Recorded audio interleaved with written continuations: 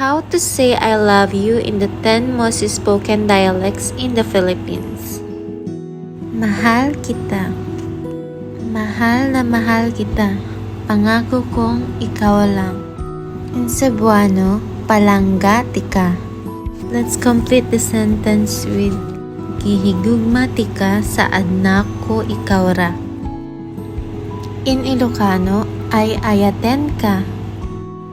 Ay ayaten ka bakit ko si kalaeng awanen ti sabali. In Hiligaynon, palanggata ka.